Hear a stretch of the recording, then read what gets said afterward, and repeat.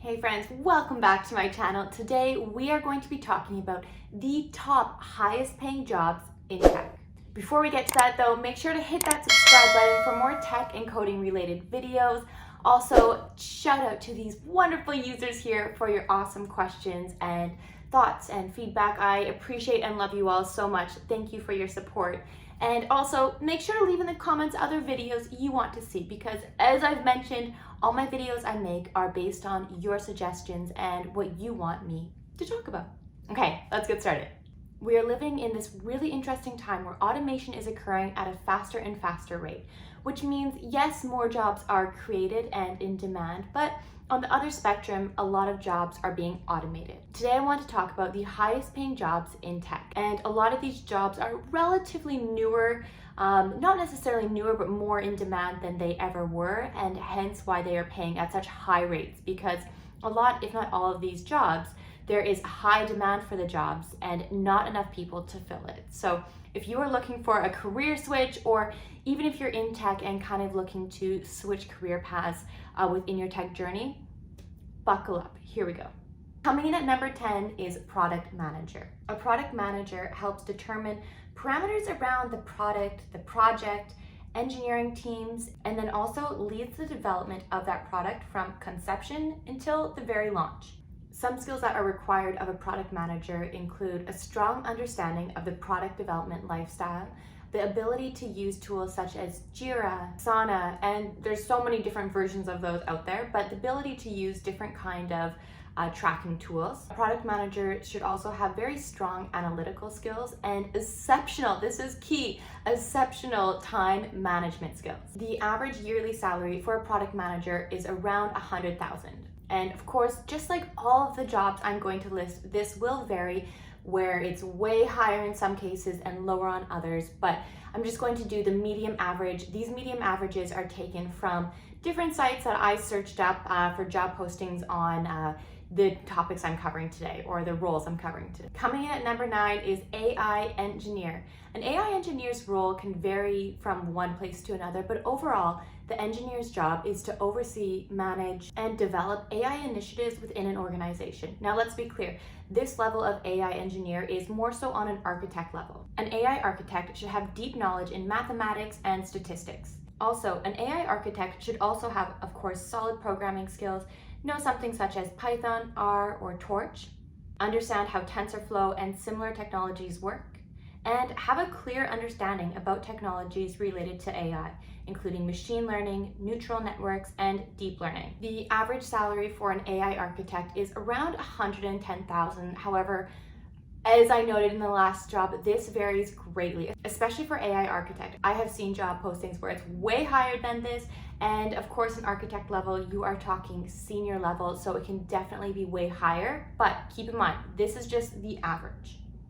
Coming in at number 8, which is my personal favorite because it's my job, is full stack developer. A full stack developer is someone who is able and knows how to develop the front end of systems, the back end, works with servers, the cloud, the list goes on. And although this kind of sounds like a unicorn of a role, the reality is what I have found is full stack developers, or my description in I think the best way to put it, is someone who can really be agile and flexible and take on whatever comes their way. If they are put onto a project that they are mostly doing front end with, they are able to adapt to that very quickly. And then if they need to do some back end or some server work, they can do that as well. So don't let the term full stack developer kind of freak you out initially. I think it's more so, in my opinion, by being flexible and able to do from the top to the bottom and everything in between. Some of the knowledge and skills though to become a full stack developer include technologies such as MongoDB, Express, Angular, Node, knowing how to design and develop an API, coding and scripting, and having knowledge of database technologies. The average salary for a full stack developer is coming in hot at just over $100,000, but actually I'm not even gonna say that but because you know what I'm going to say, which is that can vary greatly. Okay, next on the list is cloud architect. A cloud architect deploys and oversees an organization's cloud computing strategy. Some of the skills and knowledge that are required by a cloud architect include a thorough understanding of cloud application architecture, knowledge of AWS, Google Cloud Platform, and so much more. Also, a cloud architect will really need to have good communication skills. The average salary for a cloud architect is once again coming in just over 100,000, though this role specifically can vary greatly. Wait, did I not say that for all of these?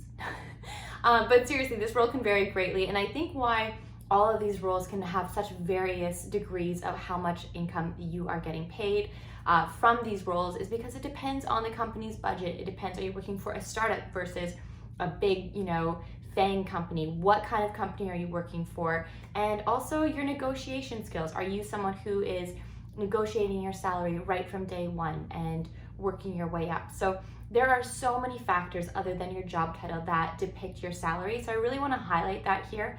However, these are just the mediums. Coming in at number 6 is Devops Engineer. This could refer to someone on the development team, taking part in the deployment and network operations, or someone from the operations team. Some skills required of DevOps include coding and scripting, understanding deployment, being able to use DevOps tools such as Git, Jenkins, knowledge of Linux or a Unix system, and so much more. I feel like DevOps has one of the toughest jobs. Maybe that's just my opinion, but they are on call all the time or a lot of the time.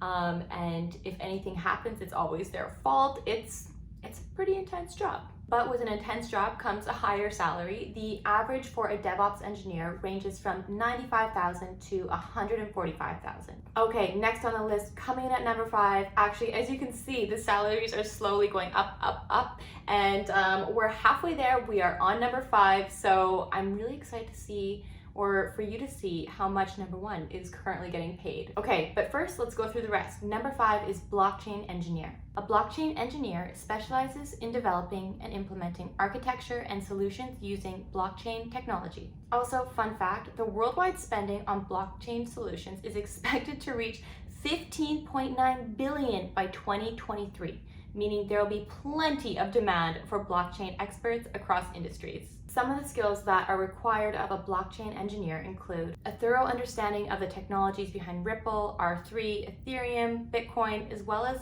so many others that keep on coming out every single day. A blockchain engineer should also be well versed with security protocol stacks, crypto libraries, and functions. And the average salary for a blockchain engineer is a whopping $150,000.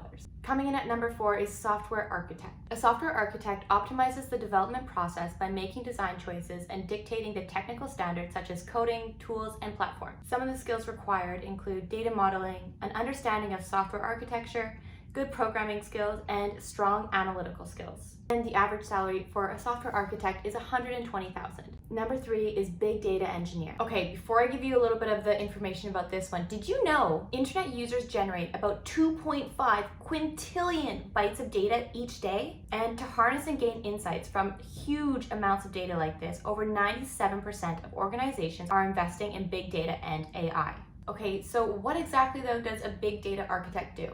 A big data architect plans, designs, and manages the entire life cycle of large-scale developments and deployments of big data applications. Some skills required of big data architect include understanding NoSQL, Spark, as well as data warehousing technologies, programming skills, data visualization, and excellent communication skills. And the average yearly salary for a big data architect is coming in at $140,000.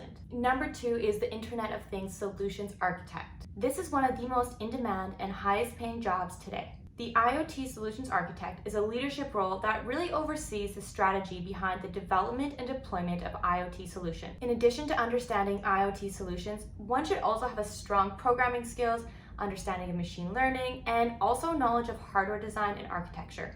Yes, it's a lot. And the average salary for this role is coming in at $130,000. We have made it to number 1. Drum roll, please. I can't drum, but if you can, let me know in the comments because that's pretty cool. Number 1, no surprise here, is data scientist. There has been a 30% increase in demand for data scientists year over year. A data scientist essentially analyzes and interprets complex data to help organizations make better and more timely decisions. Okay, some requirements of a data scientist include having a strong understanding of machine learning algorithms, being able to create data models, code in languages such as Python, R, SAS, and other analytical tools, and identify business issues and provide appropriate solutions. The salary of a data scientist is around $150,000, making it the highest paying job right now in tech for 2021. Of course, I know I'm gonna get some comments being like, hey, no, if you're the CTO, you're gonna get higher, or this and that, but on average, keep in mind. So that's a pretty nice paycheck if you ask me. Let me know down below though if any of these fields interest you or that you want to specialize in. Thank you again for watching my video. Make sure to hit that subscribe button for more tech and coding related videos, and I'll see you soon. Thanks everyone.